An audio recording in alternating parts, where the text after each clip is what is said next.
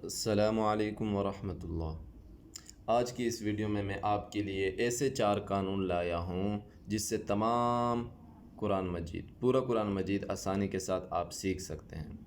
الف لام میم سے لے کر سورۃ الناس کے آخری حرف تک آپ پورا قرآن مجید آسانی کے ساتھ پڑھ سکتے ہیں۔ اگرچہ آپ کو پہلے قرآن مجید نہ آتا ہو، قرآن مجید پہلے کبھی آپ نے نہ پڑھا ہو، صرف یہ 4 چیزیں آپ سیکھ لیں۔ ان 4 باتوں کو آپ نوٹ کر لیں کہ کون کون سے 4 چیزیں ہیں جن کو سیکھنا ضروری ہے قرآن مجید پڑھنے کے لیے، قرآن مجید سیکھنے کے لیے۔ بنیادی 4 باتیں جن کو سیکھنا بہت ہی ضروری ہے قرآن مجید پڑھنے کے لیے۔ سب سے پہلی بات یہ ہے کہ قرآن مجید کن حروف سے مل کر بنا ہے۔ تو جب ہم نے دیکھا قرآن مجید ٹوٹل 29 حروف سے مل کر بنا ہے۔ ان حروف کو حروف تہجی کہتے ہیں۔ حروف تہجی کل 29 ہیں۔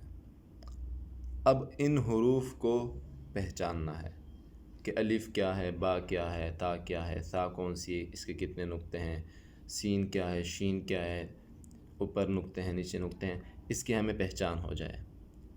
ٹھیک ہے، تو سب سے پہلے تمام حروف تہجی کو پہچاننا ہے۔ تمام حروف تہجی کو پہچاننے کے بعد دوسری بات یہ ہے کہ جو حروف تہجی ہم نے پہچان لی ہے، ان حروف تہجی کو صحیح طریقے سے ادا کرنا بھی ہے۔ جب آپ اس کو منہ سے نکالو گے، اس حرف کو اپنے منہ سے ادا کرو گے تو اس حرف کو عرب کے مطابق، تجوید کے مطابق صحیح طور پر ادا کر سکیں۔ تو نمبر 2 یہ ہے کہ تمام حروف تہجی کو صحیح طور پر تجوید کے مطابق، عرب کے لوگوں کے مطابق ادا کرنا، یہ سیکھ لیں۔ تیسری بات یہ ہے کہ جن حروف تہجی کو ہم نے پہچان لیا، جن حروف تہجی کو ہم نے تجوید کے مطابق ادا کرنا بھی سیکھ لیا، اس کو ہم آپس میں صحیح طور پر جوڑنا سیکھ لیں، یعنی حروف تہجی کو آپس میں ملانا سیکھ لیں۔ اگر زبر ہے، زیر ہے، 2 حروف ہیں تو آپس میں کس طرح ملائیں گے؟ اگر پیش ہے، دونوں حروف پر، ایک پر ساکن ہے، ایک پر پیش ہے، تو ہم ان حروف کو کیسے ملائیں گے؟ تو آپس میں حروف کا ملانا، یہ اگر ہم سیکھ لیں تو ہمارا تقریباً 75% قرآن سیکھنے کا مسئلہ حل ہو جائے گا۔ چوتھی اور آخری بات یہ ہے جو قرآن سیکھنے کے لیے نہایت ضروری ہے کہ ہم زبر، زیر، پیش، شد، مد، ساکن، تنوین، 2 زبریں، 2 پیشیں، کڑی، چھوٹی مد، بڑی مد، اس کی ہمیں پہچان ہو جائے کہ ساکن کس کو کہتے ہیں، تنوین کس کو کہتے ہیں، زبر کس کو کہتے ہیں، پیش کس کو کہتے ہیں، الٹا پیش کس کو کہتے ہیں، مد کس کو کہتے ہیں، شد کس کو کہتے ہیں۔ ٹھیک ہے، تو ان چیزوں کی اگر ہمیں پہچان ہو جائے تو ہمیں پورا قرآن مجید آسانی کے ساتھ خود پڑھ سکتے ہیں۔